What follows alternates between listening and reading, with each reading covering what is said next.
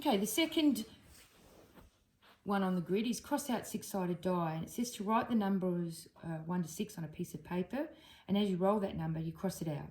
And how many rolls does it take to roll all the numbers? So, Mr. A, if you'd like to go first, and we need to also keep a record of how many times we roll. So the first one, of course, we're going to be able to cross off. Is it 4? Because we haven't got any. So but that's one roll. So if we can use tally marks to keep a count. So I roll a 3. Wow, woohoo. So that's 2 we've been able to cross off. Second roll. Mr. A, your turn. 5. Wow, we're doing very well. 3 rolls and 3 numbers we got to cross off. Uh-oh. So a 5. Nope, already rolled it. So it still counts as a roll. A 4. 4. Now, of course, when you've made 4, you cross over the 5th with one line. A 6. Yoo-hoo. It also happens to be our 6th roll. And we've got to then find out how long it's going to take us to roll a 1. 3. 4. Another 4. Cross it off again.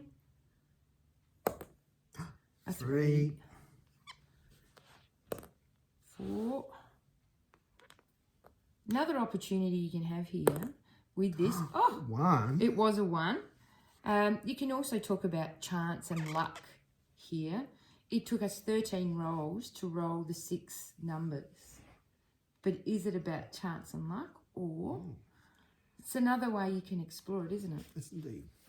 So if we rub that out, Mr. A, the next one is to do the numbers 2 to 12. And this time, when we're doing it, we're using 2 dice. And it can be 2 dot die. It can be a numeral die, if you like. But the idea this time is to play in exactly the same way. But when you roll, you've got to add them together. So that's a 2 and a 1. We cross off a 3, Mr. A. 3. And that's 1 roll. Right. We'll play this just for a little bit, just for demonstration purposes. Oh. A 4 and a 3. 4 and a 3. And of course, if you're at that stage where you might have to, use one of the dice to help you count on. So, Mr. A, what is 4 and 3? 4, 5, 6, 7. So we can cross off 7. 7. And again, we can have a discussion about luck, chance, and how many rolls it's going to take us to get all of those numbers. Okay, the third one, if we just rub out the 7 and the 3, Mr. A, because we still need 2 to 12. Right.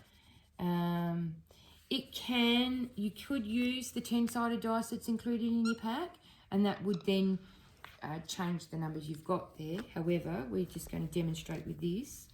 And this time, you write the numbers down there and you cross them out.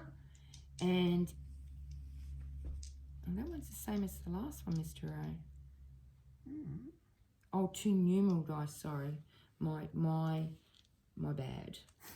So you could have added more. So if it's 2 numeral dice, that's just to make it a little bit less easy and give you a challenge in your thinking about adding, because you don't have the dots to assist. So a 9 plus a 1 is 10. So we could cross off 10. That's 1 roll, 1 cross off.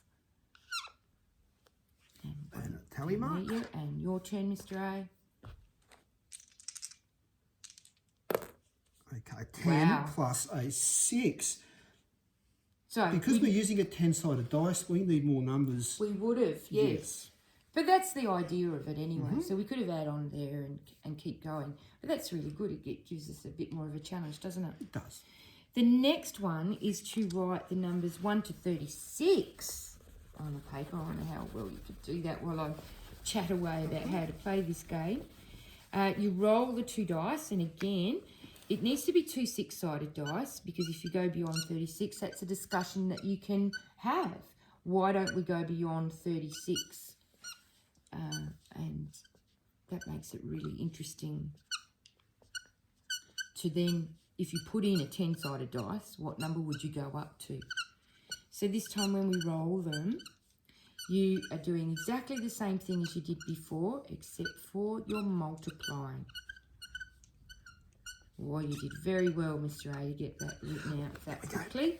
So this time, I'm going to roll one of each, a dot and a numeral die. And I've got 4 and a 3.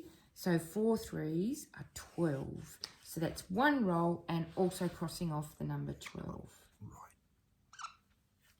Your turn, Mr. A. We'll just do another couple. A 1 and a 3. So that's 1 times 3 is 3.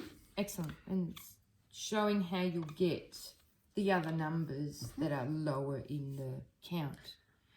Okay, so the last one on that one is again using the numbers 2 to 36. So we'll just rub out the ones we crossed out so we can show you. And this time you're using just numeral dice. So you've got nothing to assist. And you can then introduce the 10-sided dice. Of course, you'd go higher than 36. Yeah. But that I'm not going to give it away because it'll make a really good discussion about, so what will be the highest number with a 6-sided die and a 10-sided die that you could possibly roll? An excellent mathematical discussion and investigation.